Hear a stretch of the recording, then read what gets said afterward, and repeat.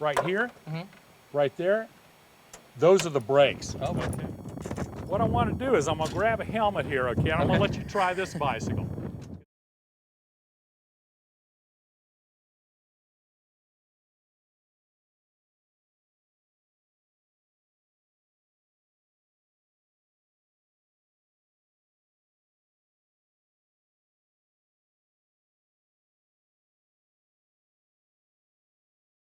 Today, I've got a very interesting Special Forces person coming out named Travis Hall. Travis spent the last 2 decades in Iraq and Afghanistan, and not only did he help his buddies back then in need, he continues to help those in need with PTSD through his charitable work and continues to pass on the knowledge that he's gained. This should be a very interesting day. Hey, how are you? Good. Is Kermit around? He should be down in the phone. Awesome, thank you. All right, see. This must be Travis. Kermit, how are you? I've heard a lot about you. Oh my God, thank you so much for coming by. I appreciate it. Thank you so much. Good, good. Who's this? This is Barn. She's my service dog. Hey, pleasure. Super. I've read a little bit about you. I appreciate all you've done for our country. Let's go check out some I'm excited. Let's do this. stuff here. Yeah, now you're going to get to see some of the cool airplanes we got here. Oh. Wow. This is amazing. And this is just one hangar. I got a lot more to show you. But before we get started, let's go get to know each other a little bit here. Excited for sure. I'm excited to hear some of your story. Thank you. So Travis, this room here we call the Officers Club. We actually do some event rental in here and stuff and use it for different things. But you know, I understand you're a Green Beret and I understand you're very respected. Please tell me where all that came about. You know, it's a crazy kind of story, you know, the way it happened. I was kind of a troublemaker when I was a kid. My dad was military, of course, you know, so I really respected that. And he was in the Navy.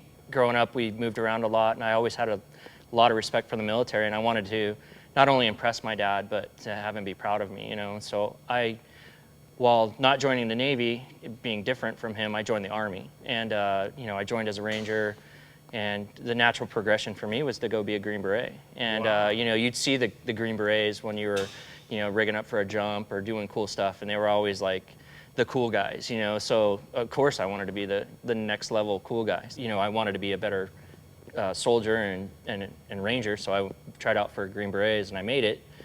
I went to 5th Group after that, 5th Special Forces, and kind of lived my career through that. It was amazing. And where were you based around the world? So Fort Campbell is where 5th Group is based. Tennessee. Yeah, Tennessee. A lot of helicopter flying. A lot of 160th, yeah. So, and I've been to, you know, Iraq and Afghanistan and some other countries, you know, and really cool stuff.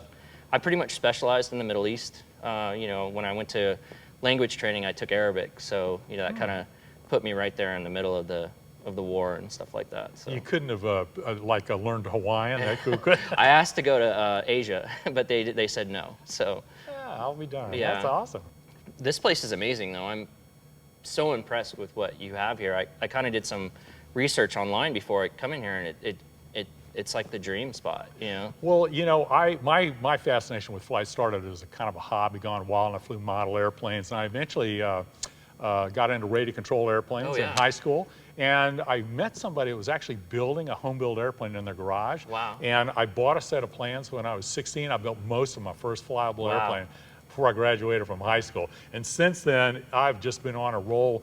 Flew competition aerobatics on the U.S. aerobatic team for 15 years. I've since collected the largest private collection of vintage airplanes on the planet. Wow. And I'm really kind of working towards creating a big dream of what I hope fantasy of flight can be one day. This really brings me back to my childhood, because my dad was Navy aviation. Oh, really? So having just seen some of the little things in here, it's like I'm 12 again. You and know? what exactly did he work on? What was he in one of the wars? I think he's late Vietnam stage. I'm not 100% sure. He doesn't talk about it much, but you know, growing up, it was always large aircraft, you know, prop aircraft, as well as helicopters and stuff like that. So it was really cool when I joined the military to go back with him, you know, as a civilian working on aircraft again, and kind of hang out and get to see stuff that I had flown in Iraq, but my dad was working on it in the States to kind of upgrade it. So tell me about this beautiful dog. So this is the daughter of my dog from the Army. So I was one of the first handlers in 5th Group to actually get issued a dog and take a dog over to Iraq, and they were there to kind of help us to keep from having some of the injuries and stuff that we were getting by searching out bombs, tracking people down. You know, they were trained in tracking, and they were also trained in protection work, which was really great when we were in houses and stuff. So we could throw the dog into the house and not risk soldiers' lives. You know, and so even though that dog was my soldier, you know, he was my buddy. Yeah, for sure. So this is his daughter, and when they retired him to me, luckily I got a baby out of him before he passed. Oh, that is so nice. She's like my miniature version of him, so it's perfect. And so how do you use it as a So I've been blown service up. dog? I've been blown up several times, and I have a little bit of balance issues, and so Barn helps me with those balance issues. Oh, I'll be darned. That's awesome. Yeah. Well, one of the things I'm trying to do here, aside from, you know, just collecting airplanes, which is a passion of mine, I'm trying to find a way to share them in a way that everybody else loves them. Oh, Because yeah. right now there's a limited number of people I've learned that love old airplanes. Oh, yeah. I'm one of them. I'm Probably you too. definitely one of But them. basically, what I want to do is I want to use the airplanes not as an end product, but as a means to an end to allow people to reflect on you know, experiences that are common to the human experience, and deliver it in a way to where people can self-discover something about themselves for themselves. Wow. I think flight is the most profound metaphor for pushing our boundaries, reaching beyond ourselves, and freedom. And I know from your background, there had to have been loads of opportunities to push your boundaries. Absolutely. Being a Green Beret and having been in aircraft, you know, almost my whole career, jumping, infilling to targets to get bad guys, and you know, just traveling back and forth to different places, I kind of developed a passion for flying. And recently I did my very first flight in a Navy Avion. So like a 1960 something Avion was my first experience flying myself, and it was amazing. It was As part of your training, did you ever actually like to have to learn how to fly? no, that's all kind of Rambo stuff, you know. Right. We specialize, and we have the 160th guys that were stationed at Fort Campbell with us that were amazing. And they pretty much did all our flying for us. Awesome. Yeah. Well, maybe a little bit later we can push your boundaries and give you a flying lesson. Dude, I would love it. Awesome. Yeah, Good. this is amazing. I'm really impressed with what you've built, and Cool. I've only seen a little bit so far. Oh my God! Well, let's go look at some Yeah, rest let's of do it. this. Oh, good girl.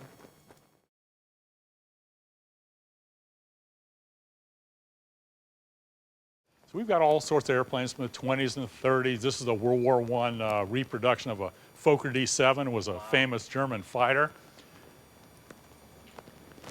And this airplane, this big 4-engine flying boat, we actually flew back from England across the Atlantic. It's the last crossing of a 4-engine flying boat across a major ocean. We Wow. did that in 1994. There's probably some pucker factor to that. It was a great trip.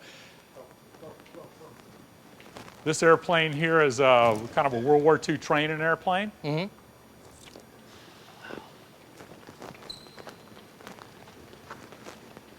This airplane here is a AT-6 World War II training airplane. It's Wow. done up in the Sweetwater colors of the Women's Air Force Service pilots. They were the women that flew all the World War II airplanes when the guys needed to go off to the front. Yeah. So that's kind of cool. We did that to honor them. Got a 1931 airliner here. This is amazing. Just the beauty and the markings on this plane are insane. You know, it's beautiful. And I know you used to jump, so I wanted to point out this. Oh, This wow. airplane actually flew in the Normandy invasion on D-Day. Wow. This actual airplane. You know, you see all the old pictures of the guys when they were, you know, you see the pictures of them then and then a picture of them now sitting across from each other in these, and it's so, just to think about what they did. If you look inside here, you see all the jump seats. This Yeah. would hold 28 parachute Wow. jumpers, so amazing. Well, I actually did get to jump one of these one time. Oh, really? Yeah, it's a Yeah, civilian good. version up in Alaska. We did a jump out of one of these, and Awesome. it was interesting. It was Probably mostly C-130s. you yeah, jumped mostly out of, yeah. C-130s, C-17s sometimes. I Awesome. did a lot of C-5s back in the early days Oh before my they gosh. discontinued them. So All right, let's I- keep moving here.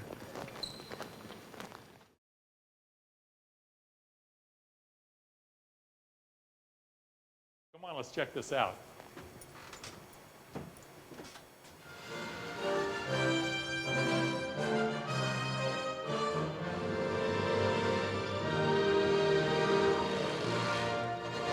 bit of a scene here from early flight. And one of the things that we want to do in the long run is eventually have every period airplane in its own period environment. Oh, wow, yeah.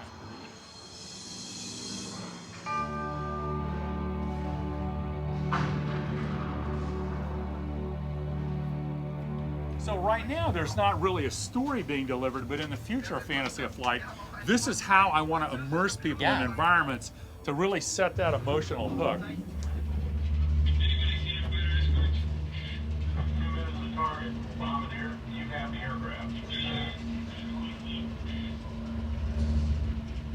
We got bandits, 2 o'clock high. 3 more at 5. And when we go through here, we've got a filmatic thing where you can actually, the bomb doors open up and you can actually, you know, kind of hear the, you can hear, listen, and they go click, click. That's the bomb releases. Oh, okay. Now we've basically changed environments and we're back in the maintenance depot. Yep. Because that's where we actually came in Okay, over there. yeah. But now you can see some flak damage.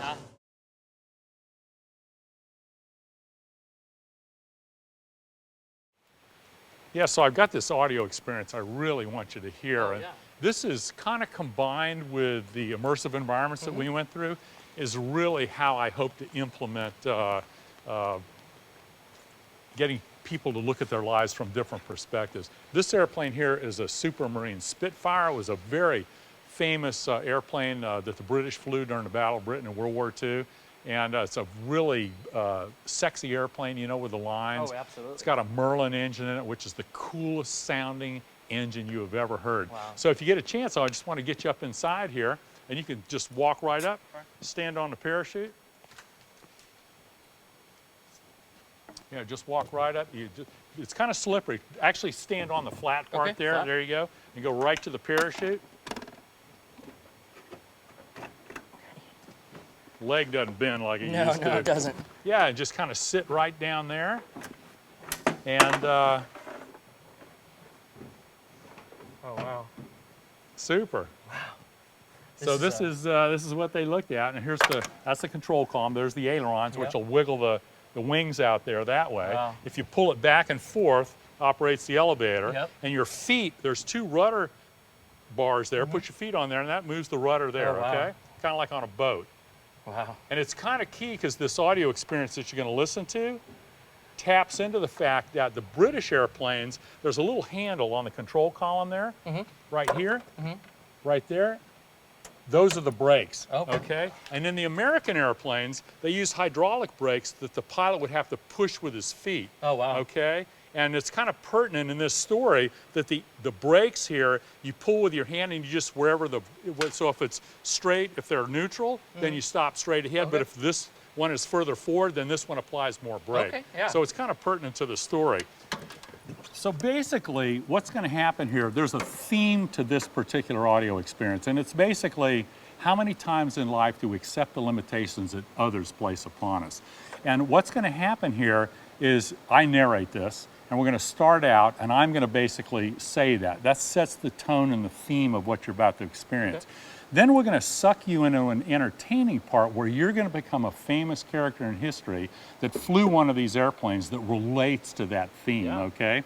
And then when that's over, there'll be a shift in the music and stuff. The third part is I'm then going to reflect on what we just experienced from a multitude of perspectives, because we all see reality from a multitude of perspectives.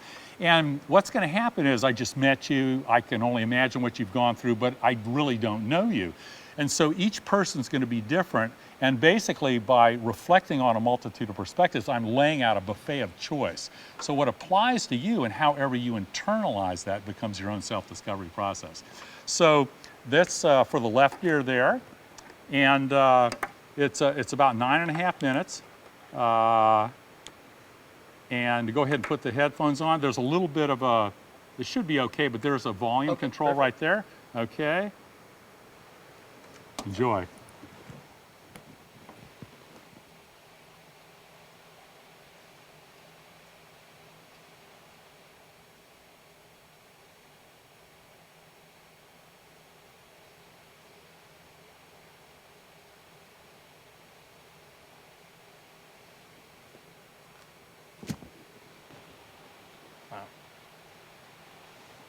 What'd you think? It was intense. Yeah. I don't know, I'm kind of without words right now. Yeah, I don't know if you. That was my third attempt narrating that, and you could hear my voice breaking in there. Yeah, It's a yeah, pretty I'm a- powerful. I'm a little emotional right now. Yeah. Yeah, no, it's intense.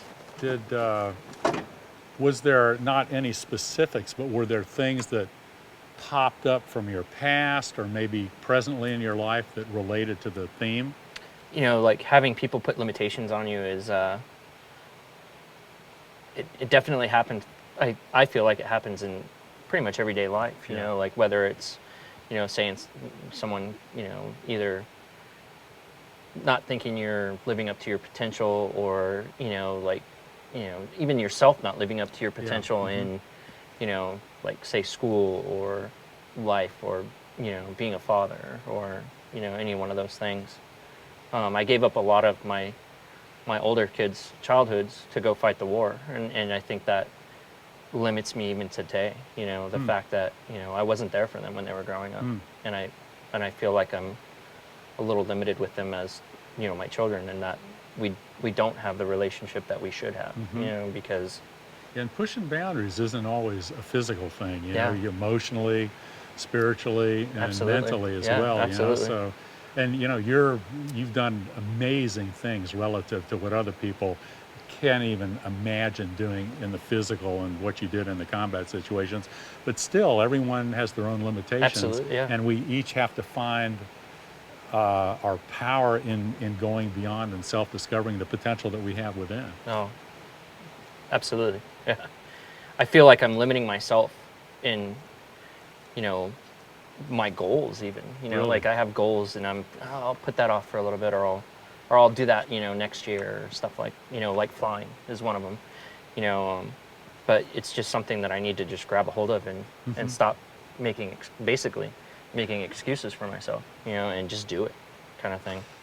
It's all about discovering that potential. Absolutely. Good. Well, I'm glad you enjoyed it. I did. And one of the things that's going to happen here is I want to immerse people in environments like this. Now, imagine if there was a little darker around Oh, you, yeah, lighting, yeah. a little, you got the smell and Oh, yeah. everything, and letting people self-discover themselves for themselves. That's what it's all about. And this being in this cockpit even is emotional in that, you know, like knowing that he did not let anything stop him for, you know, what was going on. And I have friends that are amputees that did go back and continue to fight and continue to take it to the guys that, you know, wanted in the end kill us, you know. Yeah. And so it brings a lot of emotion up for, especially like, you know, having buddies that don't have legs anymore that are still crushing it in life, you know. Right. So this is awesome. Like to be able to sit in this real. Well, one of the aircraft. things we're going to do at Fantasy of Flight, I want to give everybody this experience. I can't put everybody in a real Absolutely. Spitfire, but we're going to build real frickin' cockpits that are as real as you can make them. We're going to put the smell in there, and we're going to let people listen to these other one-on-one. It's not 1,200 people an hour output. Absolutely, It's yeah. about giving individual Absolutely. experiences, because you can't really self-discover something about yourself if you're sitting amongst 60 frickin' people You know, and screaming on a roller coaster. Yeah, yeah, I agree, 100%. Super. This is Glad really you cool. enjoyed it. Thank Take it you. easy coming out. Yeah, I can grab all that if you want. please.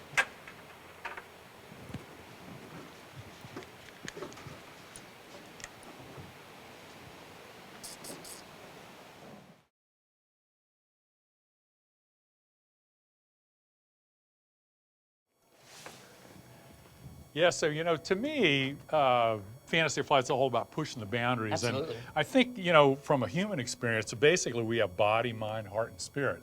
And I can imagine in your line of work, you have pushed yourself on the physical. We have a little bit. Oh my gosh, well, I tried to come up with something that maybe I could push your boundaries a little bit. Yeah, let's do and it. I know you're a Harley guy, right? Absolutely. So I just want you to, let's just go do a quick little bike Okay. ride here, okay? And, you know, just kind of take off, do a little bit of a bike ride. Gonna go to the left.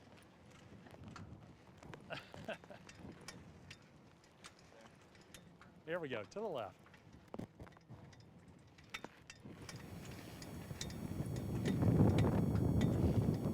So basically, what I want to do is I'm going to grab a helmet here, okay? And I'm going to let you try this bicycle. because this bicycle is actually a backwards Yeah. bicycle. It took me a little while to figure it out, but I want to let you try it Yeah, too. let's do We'll it. see how it goes. Let me get you a helmet. All right, I'm not real sure about this, Kermit, but Bobby, I'll you give know, it just take it easy in the Yeah, start yeah. because you got to remember that when you first learned how to ride a bicycle, you know, you took it really slow. So Oh, you yeah, got to do yeah. the same thing here. Yeah, I'm a little nervous on this thing. I'll see how you do, and then I'll give you a couple of tips. But that's a great way to start because then at least if you do get off balance, you can catch yourself.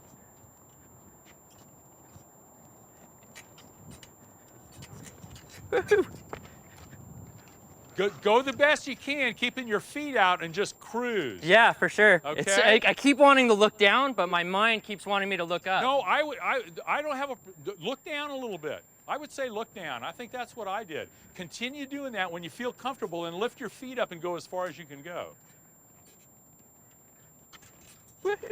He's trying to pull the front end off and do a wheelie, and then it makes it easy because that's cheating.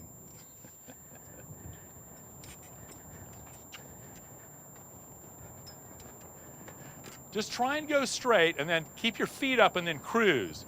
I think if you try and do it from an intellectual point of view, it's going to be more difficult.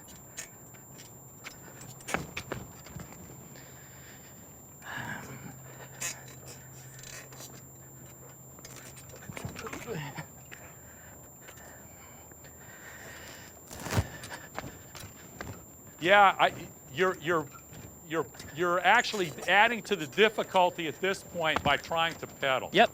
Yeah. So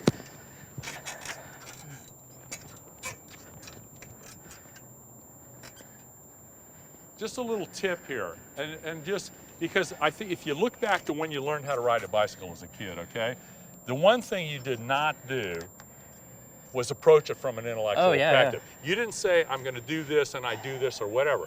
And I know you come from a kind of a macho, masculine background, and there's two ways to approach things in life. There's a masculine way and there's a feminine way. There's a yin and there's a yang, okay? And so I think in this case, what I learned is if I tried to intellectualize it, I could not think fast enough to make it happen. And so what you have to do is forget the mental, just practice, just be a beginner's mind, and you've got to do it from a feeling point of view. Yeah. It's got to be an experience deal. So just get the intellect out of there because you're not going to be able to think fast. You're going to make a mistake before you can fix it. Let's do this. I'm going to get this. You're doing great. It's just practice. It's like learning a piano song. There you go. Continue doing that and see how far you can cruise.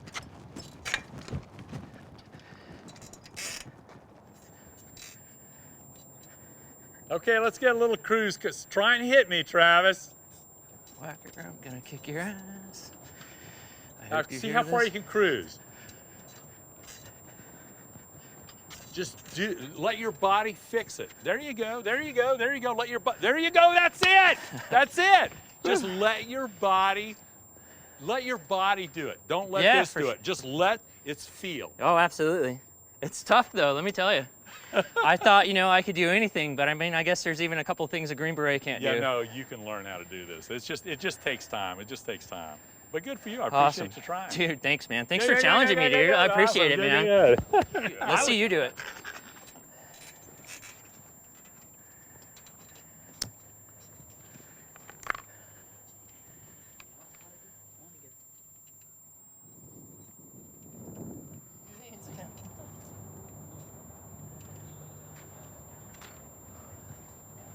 The whole time I was riding out there, I was like, whacker, I'm gonna kick your ass. All right.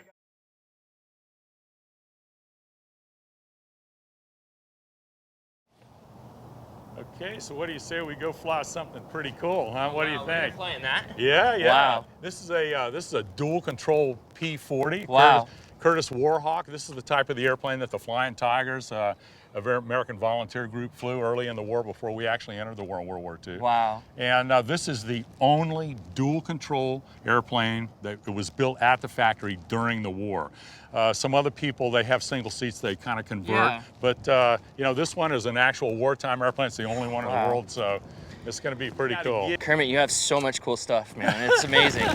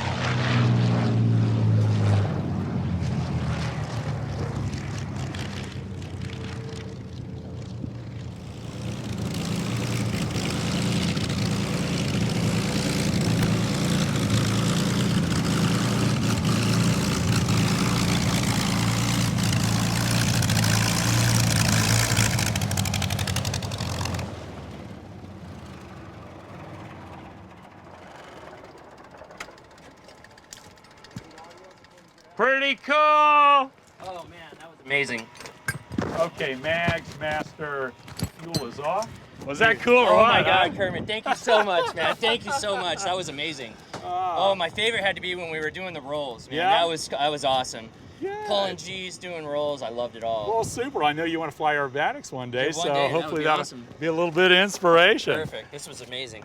So, yeah, I mean, you can just imagine what those guys did, and, you know, you've served your country, and you've done a lot of great things, and a lot of people have done that, you know, before you, and it's been an honor and a pleasure for me to be able to share my passion and good fortune with people. Thank like you so much. and- There's no way. This is like, out of everything I've done in my life, this is like an experience that will stand out forever with me. So thank you so much. Oh, Kermit. my pleasure. I appreciate it. Yeah, man. yeah, I couldn't- yeah, yeah. Oh, man, I appreciate it. Super Thank you cool. so much. Awesome. Let's go celebrate Yeah, somewhere. let's go get a drink. Man, that was the experience of a lifetime. I've done so many cool things and been so many cool places, and to be in that airplane and kind of like relive maybe some of the things that the guys were thinking when they were learning how to fly, and you know, knowing that they were going to go straight into a war zone, you know, and just to kind of feel that history and the lineage and be able to put my hands on the same equipment that they did and actually fly the plane. Kermit let me fly the plane. He let me do a little bit of yanking and banking, and oh my God, it was amazing. That's like something that's going to stand out for the rest of my life and be, you know, a part of who I am. And it's kind of, hopefully, you know, I'm ending one chapter of my life with the military stuff, and now I'm really into airplanes and picking this stuff up, and that's, you know, that just set the standard for what I want to be and who I want to become, you know, after my military career. Dude, Kermit, thank you so much. I love you, man. You're awesome. Yeah, no, Travis is great. First of all, I certainly respect him for all that he's done in the past, and you know, I know he's going to do great things in the future. I think he got a little bit of a taste of you know, discovering potential here at Fantasy of Flight, which is what it's all about. And I wish him the best on his continued journey.